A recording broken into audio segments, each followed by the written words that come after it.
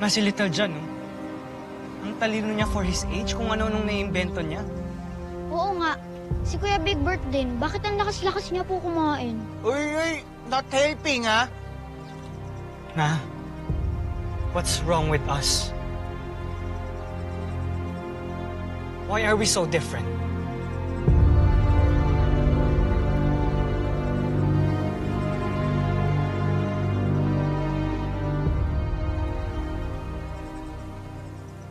Nothing's wrong with you and your brothers, Pero anak. hindi ko kami normal. Ay, hindi ba dapat matuwa nga kayo na iba kayo? Na malalakas at matalino kayo?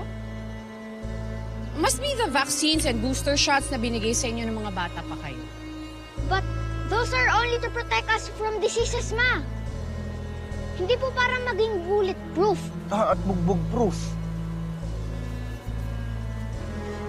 Okay, so may ginawa kasi kaming experimental vaccine ni na Dr. Smith at ng papa ninyo noon na makakadagdag ng strength sa katawan ng isang tao. At nung nakita naming successful yon, tinurok namin sa inyo. Because, nasa plano na talaga ni na Dr. Smith at ng papa ninyo na ma-involve kayo sa Earth Defense Force. Kami lang ho ba yung binigyan ng vaccine? O meron pa hong iba?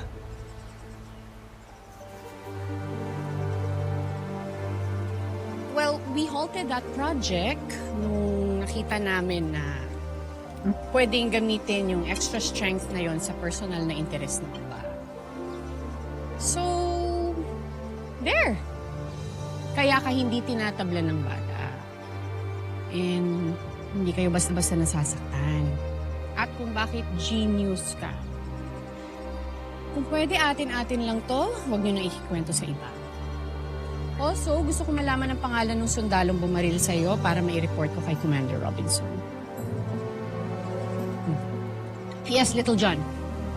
This is the case, Ma. Bakit hindi niyo pa po ko pasalihin sa training? We are not having this conversation again, little man. Eat your food. Sige na, favorite mo yung apple, di ba? Ay na marami, ha? Kakain ko po. Sige lang, anak.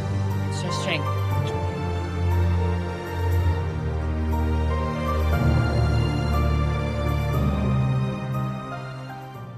Tingin niyo possible talaga na experimental vaccine lang yung dahilan kaya bulletproof and bugbog-free tayo? Bakit? Nagdududa ka ba na nagsisinungaling si Mama? No, Big Bert. I'm just asking for your opinion, okay? Actually, no. Kasi one, hindi naman pharmaceutical scientist si Mama at si Dr. Smith. Astrophysics ang specialization ni Mama. Robotics and aeronautics naman ang expertise ni Dr. Smith. At saka ni Papa. Kaya malabo na silang mag-create ng medicine o vaccine. Exactly. Exactly. Yan yung iniisip ko kanina pa. Eh di kayong dalawa na yung matalino. Lalo na to, sarap tirisin. Big Bert, di mo ba nagigets yung point ko? Sinasabi ko lang na may tinatago sa atin si Mama. Okay?